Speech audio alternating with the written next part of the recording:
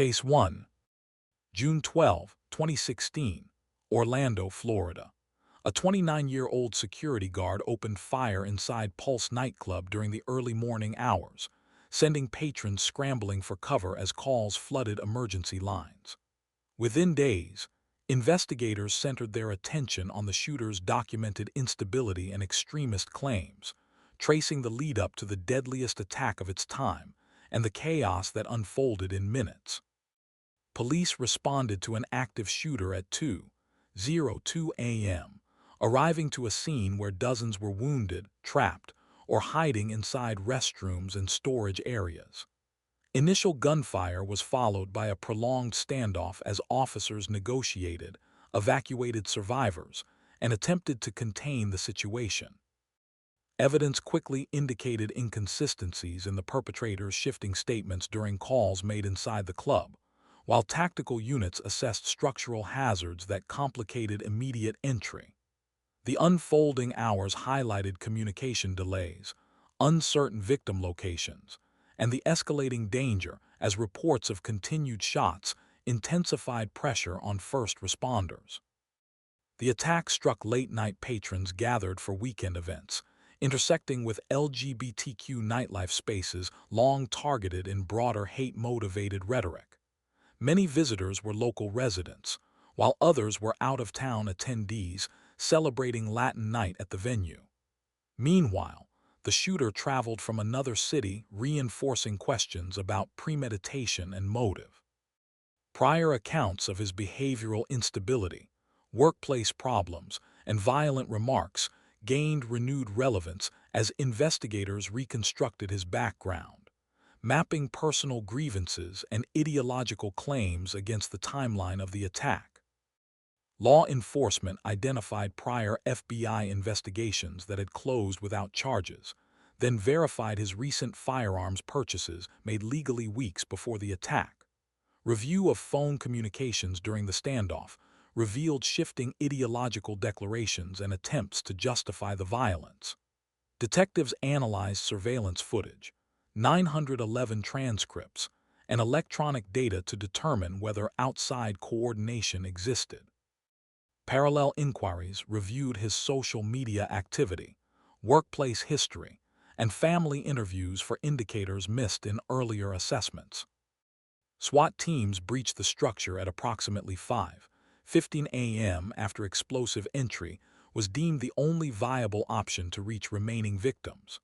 The armed confrontation that followed resulted in the shooter's death, confirming his sole involvement and ending the hours-long crisis. Officers then began extracting survivors, marking and clearing rooms, and stabilizing the wounded while confirming that no additional suspects were present. Recovery operations continued through daylight as investigators processed the extensive crime scene. Federal scrutiny turned toward FBI vetting procedures, firearm purchase regulations, and lapses identified in earlier assessments of the shooter's behavior. Noor Salman, his wife, was prosecuted on accusations of prior knowledge but ultimately acquitted, a verdict that reignited debate over evidence standards and prosecutorial discretion. Victims' names, vigils, and memorial sites soon became central to national conversations on targeted mass violence, hate-motivated attacks, and systemic gaps exposed by the tragedy. Case 2, June 17, 2015, Charleston, South Carolina.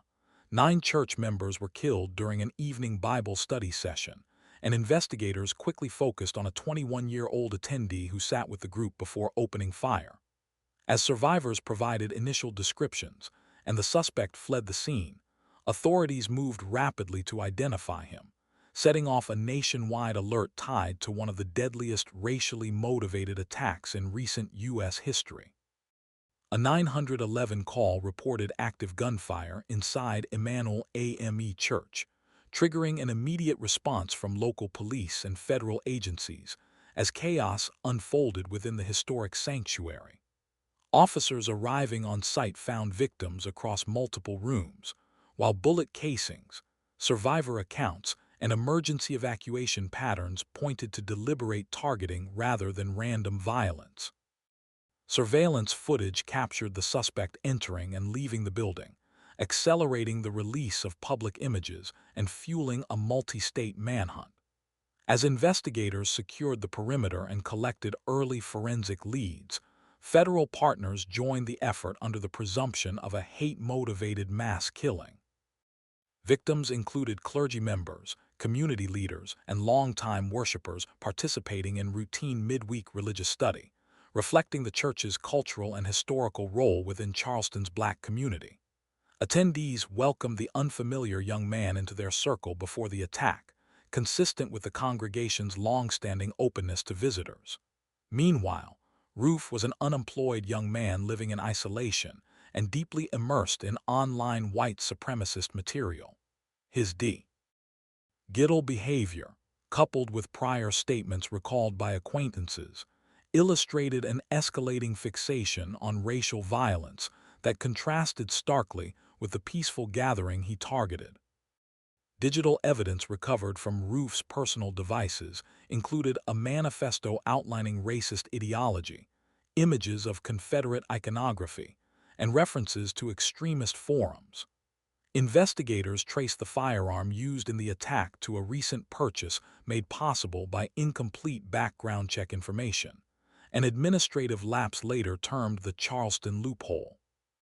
Background checks, social media reviews, and interviews with family and associates reinforced the conclusion that the attack was premeditated and ideologically motivated. The detailed contents of his writings and online activity became central to both federal and state cases. Roof was apprehended during a traffic stop in North Carolina less than 24 hours after the shooting, following a tip that matched the vehicle description distributed nationwide. During questioning, he provided statements acknowledging his ideological motives and expressing no remorse, confirming investigators' early suspicions. His capture ended the manhunt, but initiated a complex legal process that further elevated the case into national focus. Authorities transported him back to Charleston under tight security as prosecutors prepared coordinated charges. Roof was federally convicted and sentenced to death on hate crime, obstruction, and firearm counts, while parallel state proceedings resulted in life sentences. The case intensified national debate over Confederate symbols, hate crime enforcement, and procedural failures within firearm background check systems. Emanuel AME Church became a central site for vigils, policy discussions, and memorial activity as the country confronted the violent implications of extremist ideology and systemic vulnerabilities highlighted by the attack. Case 3. 2015. New York. A pharmaceutical chief executive became widely known for dramatic drug price hikes, and soon federal scrutiny turned toward earlier financial misconduct allegations tied to his hedge fund operations. Public controversy surrounding his corporate decisions brought renewed attention to long-standing concerns raised by investors, analysts, and former colleagues, shifting the focus from drug pricing alone to a broader history of disputed financial practices. Daraprim price increases in 2015 triggered nationwide backlash as hospitals, clinicians, and patient advocacy organizations reported abrupt cost spikes that disrupted treatment access. The medication's price rose far beyond historical norms, prompting widespread condemnation and documentation of shortages affecting immunocompromised patients. Healthcare centers described delays in procurement, insurers issued emergency policy adjustments, and specialists warned of the impact on those reliant on consistent antiparasitic therapy. Media coverage amplified the reaction, framing the decision as emblematic of predatory pharmaceutical strategy and escalating pressure on regulators to examine S.H. Crelly's broader business conduct. Patients dependent on the drug found themselves facing new levels of financial strain, as the sudden increases placed essential treatment out of reach for many without expanded insurance support. This public health concern intersected with S.H. Crelly's earlier career trajectory. which included hedge fund management marked by aggressive trading decisions, high-risk investment strategies, and corporate acquisitions that sometimes led to disputes with investors. His transition into pharmaceutical leadership reflected a broader pattern of leveraging financial mechanisms to expand control over small to mid-sized firms, creating a business profile defined by rapid moves, controversy, and volatile stakeholder relations. The FBI intensified a separate probe into his hedge fund activities, uncovering evidence of misrepresented performance results, misleading investor statements, and the use of cross-company fund transfers to mask losses. Investigators identified a pattern in which certain investors were kept unaware of poorly performing assets, while funds from unrelated corporate entities were redirected to satisfy earlier obligations. This sequence of actions predated S.H. Crelly's pharmaceutical notoriety, indicating that federal interest stemmed not from the price hike controversy itself, but from deeper structural concerns about fraudulent financial reporting and deceptive investment practices. S.H. Crelly was arrested in December 2015 on securities fraud and conspiracy counts, marking the culmination of inquiries that consolidated whistleblower memoranda, financial audit findings, and testimony from investors who reported discrepancies in fund statements. Federal indictments outlined schemes in which returns were overstated, losses concealed, and corporate resources misallocated in ways inconsistent with securities regulations. His R.S. shifted public discussion from pharmaceutical ethics to criminal allegations involving investor deception and misuse of capital. Convictions in 2017 resulted in a 7-year federal sentence, prohibitions on future participation in the pharmaceutical industry, and forfeiture orders covering millions in assets. The case contributed to renewed national debate surrounding drug pricing oversight, regulatory loopholes, and the intersection between corporate governance and public health. Policy discussions intensified in Congress and among advocacy groups, with S.H. Crelly's actions referenced as a catalyst for examining systemic vulnerabilities in both financial reporting and pharmaceutical market regulation. Case 4. November 3, 2016, Spartanburg County, South Carolina. A missing persons inquiry culminated in the unexpected rescue of a captive woman found chained inside a locked shipping container. The discovery redirected investigators toward a local real estate agent whose outwardly successful business operations concealed a long pattern of violent crimes. As deputies expanded the search, early findings suggested that the unfolding case involved far more than a single disappearance. Authorities executed a targeted search on a rural property after digital records and witness accounts confirmed that a missing couple's final known movements traced back to the location. During the sweep, officers heard noises from inside a metal container and uncovered one victim alive, bound, and reporting prolonged captivity. Her statements revealed that her male companion had been murdered shortly after their disappearance, prompting an immediate shift from a recovery mission to a homicide investigation. Excavations and auxiliary searches on the extensive acreage continued as teams attempted to identify additional victims and reconstruct the timeline of the couple's abduction. Victims linked to the offender included motorcycle shop employees murdered in 2003, as well as individuals encountered through sporadic business dealings tied to real estate or local commerce. Despite these earlier crimes, Kohlhepp maintained a reputation as a reliable real estate professional, operating a successful brokerage, managing multiple properties, and interacting routinely with clients. This public persona stood in stark contrast to his concealed violent history, which included previous sex offense convictions and behavioral issues that had gone largely unnoticed by associates, enabling him to blend into his community while targeting victims with limited social visibility.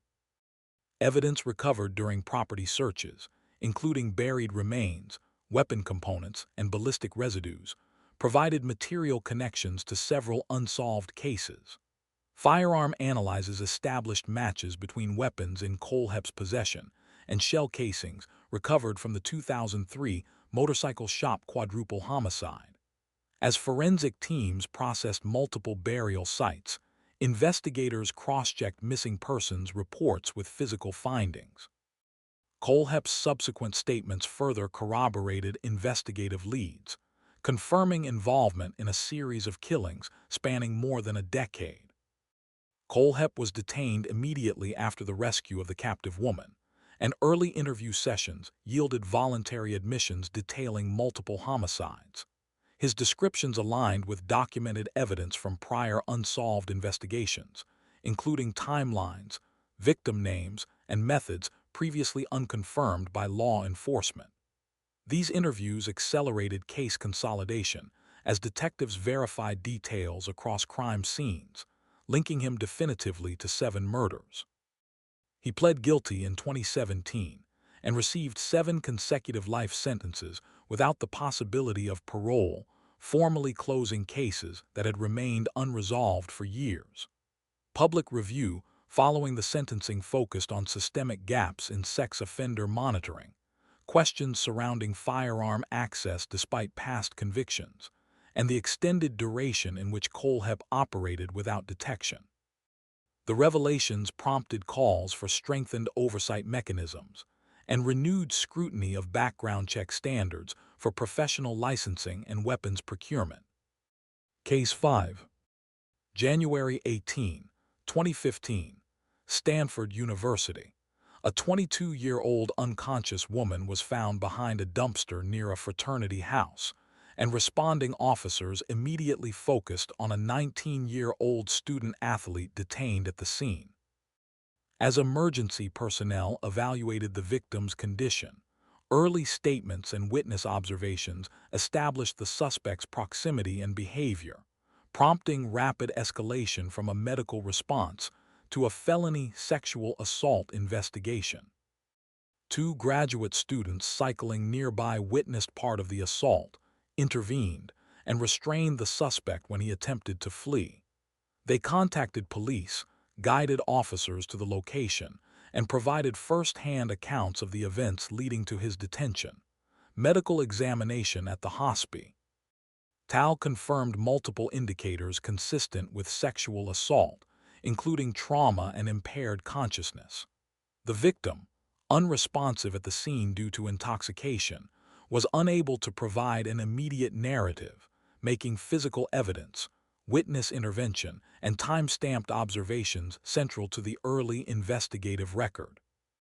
The victim was an adult visitor attending a campus party with her sister, unfamiliar with campus social environments, and unaware of the suspect prior to the incident. Turner was a first-year student and competitive swimmer, whose athletic profile and personal background were repeatedly highlighted in media coverage and courtroom arguments. Defense and prosecution narratives contrasted sharply, with the victim's vulnerability emphasized against Turner's academic and athletic standing, shaping public perception of the case long before trial proceedings concluded. Physical evidence included biological samples, photographs, and environmental forensic analysis, documenting the location and sequence of events.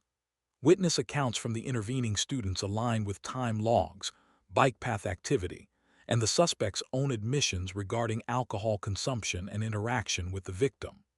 Blood alcohol concentration levels for both parties established significant impairment, reducing ambiguity regarding consent and physical capacity.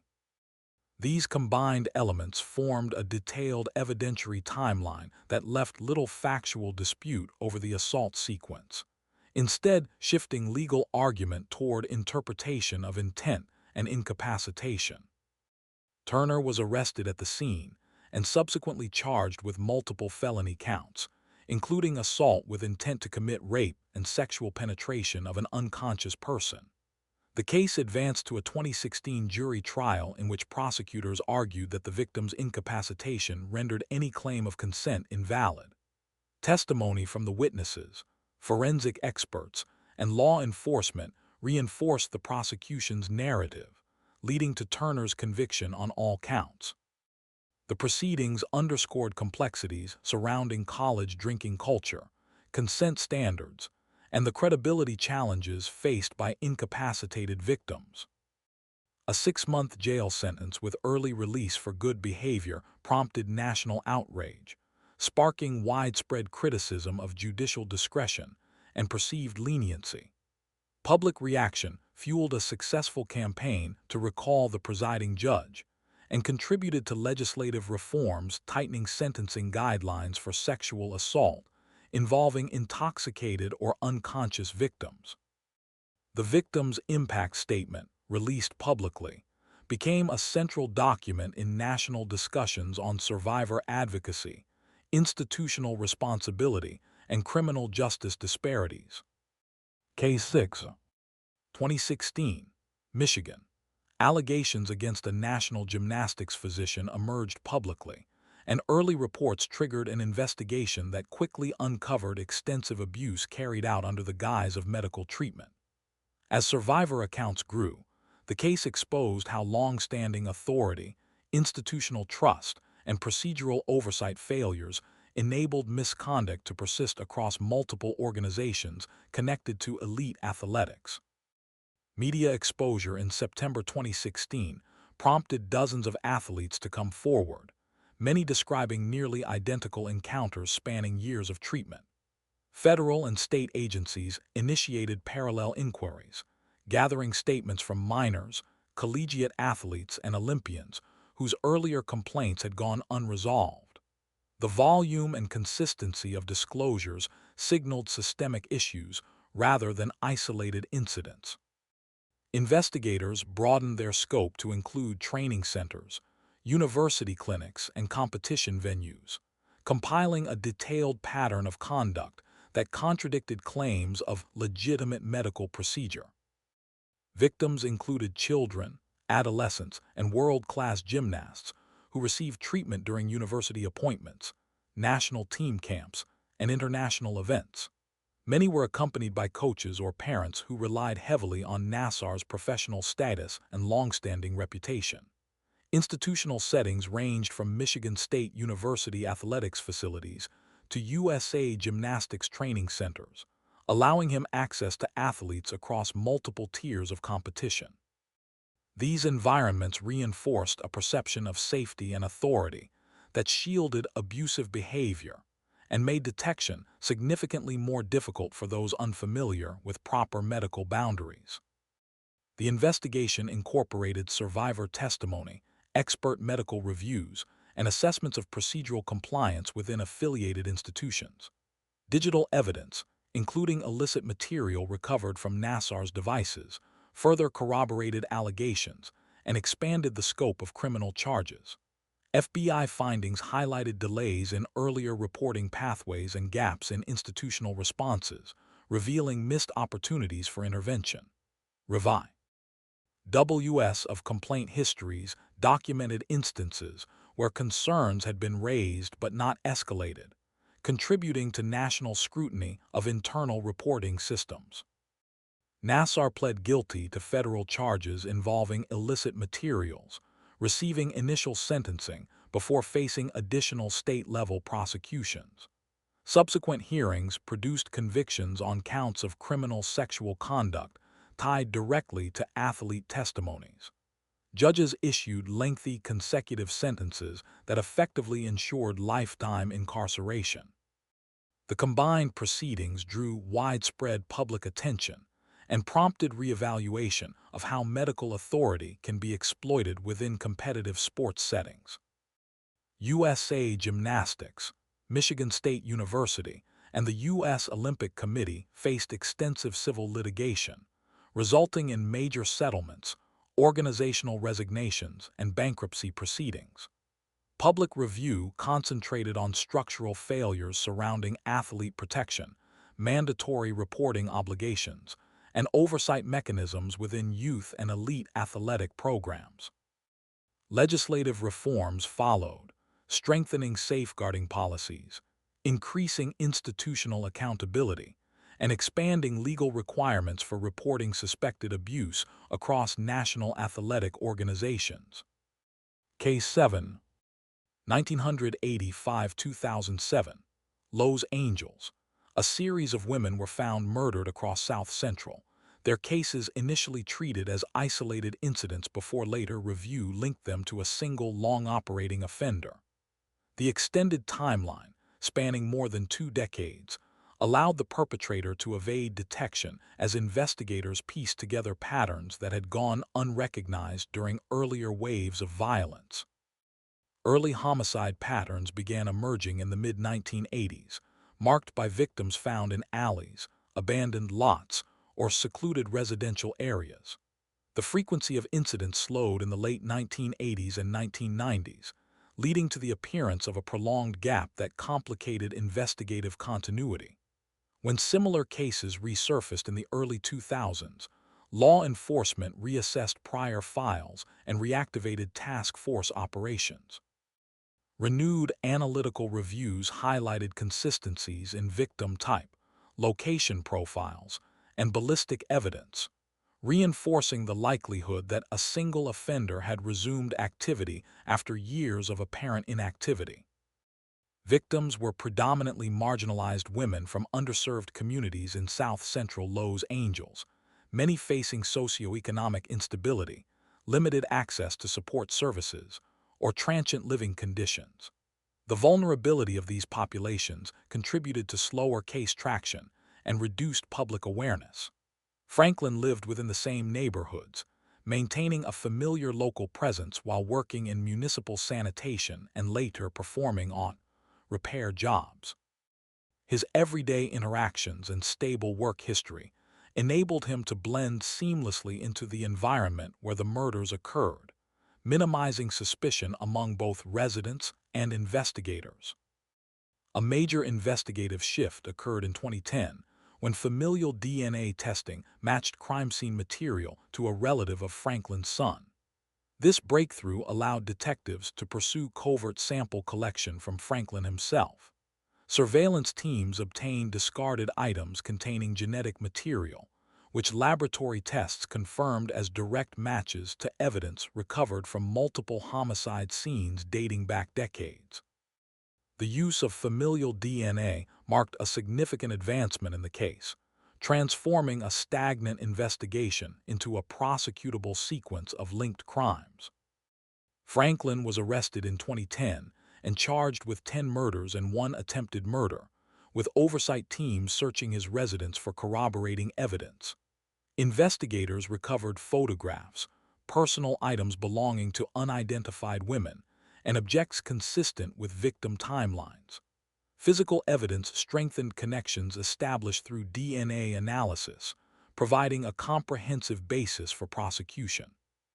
The arrest concluded one of the region's longest-running serial murder investigations and provided answers to families who had waited years for resolution. He was convicted in 2016 and received a death sentence, formally acknowledging decades of harm inflicted on communities with limited institutional support. Franklin died in custody in 2020 while awaiting execution. The case prompted national discussions about disparities in victim recognition, investigative prioritization, and the historical lack of resources allocated to cases involving marginalized populations. It also underscored the evolving role of forensic technology in addressing long-standing investigative gaps. Case 8. November 27, 2015, Colorado Springs, Colorado. A gunman opened fire at a Planned Parenthood clinic, killing multiple people and triggering an hours-long armed confrontation before being taken into custody. As responding teams attempted to evacuate civilians and secure the perimeter, the incident rapidly escalated into one of the region's most violent attacks on a medical facility, providing reproductive health services. Shots were fired both inside and outside the clinic during regular business hours, striking civilians, employees, and law enforcement officers attempting to reach wounded victims. The suspect moved between rooms and sightlines, forcing officers to establish containment zones while negotiating active gunfire. Nearby businesses and medical facilities initiated lockdown procedures as patrol units diverted traffic and tactical teams advanced. Multiple casualties were confirmed early in the response, underscoring the volatility of the situation as SWAT personnel gained incremental control of the surrounding area. Victims included clinic staff members providing routine care, patients present for scheduled appointments, and first responders who attempted to approach the building under fire. Deer lived in a remote rural area and had a long history of erratic behavior, sporadic employment, and strained interpersonal relationships. Prior police encounters documented disruptive conduct, contributing to a portrait of instability that aligned with statements from former neighbors and acquaintances. The contrast between his isolated lifestyle and the urban clinic setting intensified questions about motive and psychological state. Statements made by Deer following his arrest reflected disorganized thought patterns and a mixture of ideological references, prompting prosecutors to request comprehensive psychiatric evaluations. Mental health experts reviewed his verbal responses, behavioral history, and recorded interviews to assess functional capacity. Inconsistencies in his reasoning and cognitive presentation raised concerns about his ability to understand the proceedings or assist in his defense, shifting the investigation's emphasis toward competency determinations rather than traditional motive reconstruction. Deer surrendered after prolonged negotiation and was formally charged with multiple homicide and attempted homicide counts. However, successive judicial reviews concluded that he was incompetent to stand trial, citing persistent mental health impairments that prevented meaningful participation in legal proceedings. These rulings suspended forward movement on criminal prosecution, placing the case under continued clinical and judicial monitoring rather than advancing toward a jury trial. Deer remained confined in a state mental health facility, with no completed trial or sentencing phase to resolve criminal accountability. The absence of adjudication raised complex questions surrounding competency standards, long-term confinement authority, and the balance between due process and public safety. Families of victims and survivors expressed ongoing frustration with the open-ended status of the case, reflecting broader national debates over mental health treatment, ideologically motivated violence, and gaps in resolution for those affected by mass casualty incidents. Case 9. September 23, 2016, Burlington, Washington. A 20-year-old gunman opened fire inside the Macy's department store at Cascade Mall, killing multiple victims and fleeing the scene before police arrived. Initial confusion during evacuation complicated early response efforts as investigators began tracing the movements of the unidentified suspect caught briefly on interior cameras. 911 callers reported rapid gunfire erupting inside the women's clothing section shortly before closing hours, prompting an immediate multi-agency mobilization. Responders arriving at the mall found 5 victims fatally wounded and evidence suggesting the shooter had exited within minutes of the attack. Officers worked to secure the large commercial complex, clear remaining civilians, and collect early shell casing and trajectory data. The abruptness of the incident and lack of direct eyewitness identification increased reliance on surveillance footage to reconstruct the attacker's path through the store. Victims were civilians shopping near the end of the business day, representing a range of ages and backgrounds common to evening mall traffic. Seton had a documented history involving domestic violence incidents and court directives, including an order to surrender firearms that had not been fully enforced. Records reflected instability in personal relationships and interactions with law enforcement, contributing to contextual assessments once his identity emerged. The contrast between his documented behavioral concerns and the public nature of the attack intensified scrutiny over earlier intervention opportunities. Surveillance images released to the public showed a clear view of the suspect entering the store, enabling rapid crowdsourced tips. Vehicle information, address records, and prior law enforcement contacts helped narrow investigative focus. Detectives assembled a profile within 24 hours through coordinated reviews of digital evidence, witness statements, and background. Reports. The decisive combination of video footage and administrative records produced a near-immediate identification, allowing police to shift from evidence processing to targeted apprehension. Seton was located and arrested in Oak Harbor the following evening without resistance. Officers transported him to county custody, where he was charged with 5 counts of first-degree murder. Interviews and searches pursued potential ideological or interpersonal motives, but early indications suggested no broader network or accomplice involvement. The arrest brought rapid closure to the manhunt phase, though many investigative questions remained unresolved. He died by suicide in jail months later, terminating the legal process before trial, testimony, or formal sentencing could occur. The absence of courtroom proceedings left no definitive motive on record and limited public insight into the attack's underlying causes. His death prompted procedural reviews of inmate monitoring and highlighted broader issues surrounding firearm enforcement failures, behavioral red flags, and challenges in preventing impulsive public venue attacks. Case 10. February 20, 2016, Kalamazoo, Michigan. 6 people were killed across multiple locations during a night of random shootings, and investigators soon identified a 45-year-old Uber driver as the sole suspect. The attacks unfolded over several hours, creating widespread fear as authorities attempted to track a moving gunman whose identity was initially unknown. Gunfire first erupted at an apartment complex, where initial victims were shot in a residential parking area. Hours later, additional shootings occurred at a car dealership and a restaurant parking lot, each location producing more casualties with no apparent connection among the victims. During this period, Dalton continued transporting Uber passengers, completing ride requests in between attacks and leaving riders unaware of the unfolding violence. The extended timeline and shifting locations complicated early response efforts, prompting police to issue urgent public warnings as they attempted to contain the threat. Victims were unrelated civilians conducting routine activities in public spaces, including families, bystanders, and individuals visiting local businesses. Dalton had no prior violent criminal record and worked in insurance before supplementing his income with rideshare driving.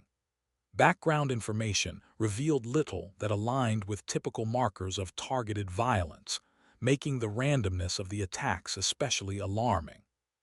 His outwardly unremarkable profile contrasted starkly with the severity and unpredictability of the shooting sequence. Investigators relied on witness accounts, surveillance footage, and ballistic comparisons to reconstruct the timeline across all 3 scenes. Shell casing analyses linked the shootings to a single firearm, while interviews with Uber passengers helped establish Dalton's location during key intervals. The absence of ideological statements, target patterns, or personal links led authorities to rule out political or extremist motives. Reconstruction efforts highlighted the rapid but disjointed progression of attacks, underscoring the challenges posed by mobile offenders. Police apprehended Dalton without resistance after locating his vehicle and conducting a controlled stop. During questioning, he made statements referencing psychological disturbances and beliefs that the Uber app was influencing his behavior, though evaluators found no coherent ideological framework. His remarks complicated assessments of mental state, but did not negate the extensive evidence establishing his culpability. The arrest ended a night of widespread alarm and enabled investigators to begin preparing a consolidated case. Dalton pled guilty in 2019 to all counts of murder and attempted murder, receiving a sentence of life imprisonment without the possibility of parole.